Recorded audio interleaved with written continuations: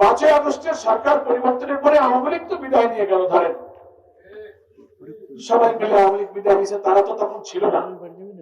5ই আগস্টের পরে চাঁদাবাজি হয়েছে ডুমুরে, তারা কারা করেছে? মানুষ বুঝতেছে যে নাও সেই কদুর তরকারি আর খাবার নতুন তরকারি চাই। বহু কালে কদু খাইছি, কদু এখন ফাইন্সি হয়ে গেছে। ফাইন্সি ফাইন্সি বলেন না, সর্বহার মানুষ তো একটু বাংলায় বললাম। ফাইন্সি হলেও তো খাওয়া যাইতো, এখন বিষ হয়ে গেছে। বিষ এ আর কেউ খাইতে চায় না।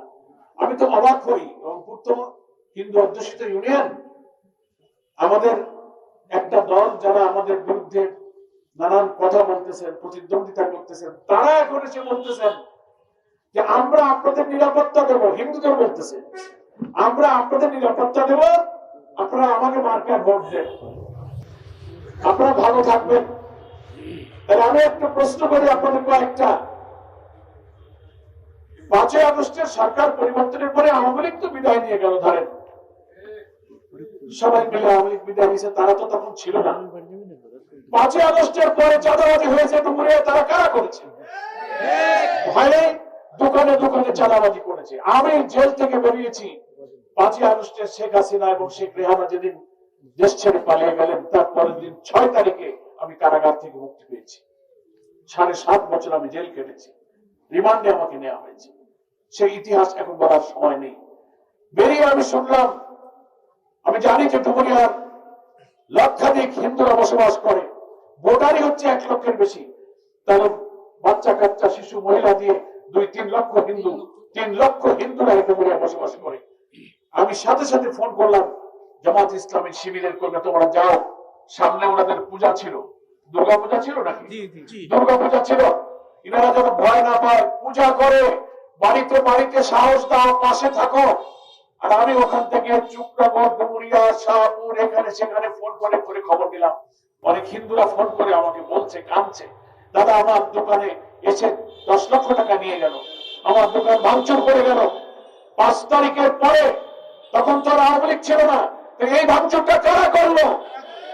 এই প্রশ্ন আমরা করতে পারি না? তারাই এখন এসে বলতেছে আমরা নিরাপত্তা দেব। যারা দোকান ভাঙো, চাঁদা চাও, বাজারে যারা একটু বিস্কিট বেচে, বাদাম বেচে, ফেরিওয়ালা, রাস্তার পাশে বসে কিছু দোকানদারি করে, তার কাছ থেকেও তারা চাঁদা তোলে। তোলে কিনা বলেন? এই চাঁদা কি জামাত ইসলামী লোকেরা তোলে? পত্র পত্রিকা, রাজধানী, সারা দেশে দেখেননি চাঁদা দেয়নি বলে ঢাকায় একজন ব্যবসায়ীকে পাথর দিয়ে হত্যা করেছে, পাথর মেরে মেরে হত্যা করে। কেন চাঁদা দেয়নি? তার বাচ্চার কান্না সহ্য করা যায় না, মারা গেছে, সে মৃতদেহের উপরে উঠে নাচানাচি করেছে। আপনারা দেখেছেন ছবিগুলো?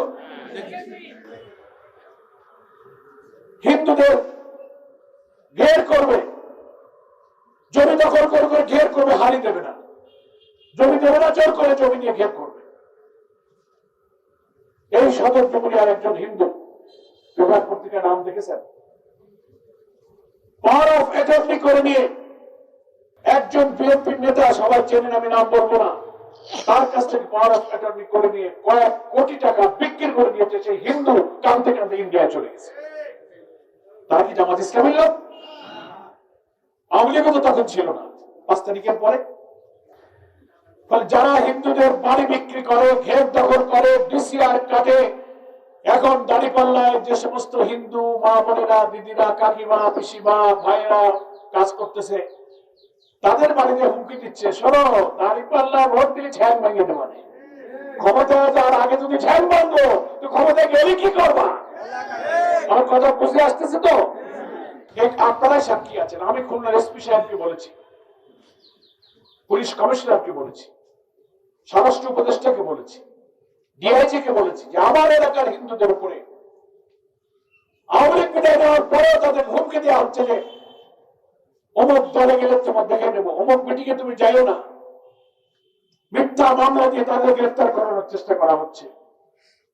ক্ষমতায় যাওয়ার আগে যদি মিথ্যা মামলা দাও, ঠ্যাং ভাঙিয়ে দাও, মিটিংয়ে যাইতে দেবা না, তাই ক্ষমতায় গেলে কি করবা? তাই তোমরা দেশেই থাকতে পারবো না।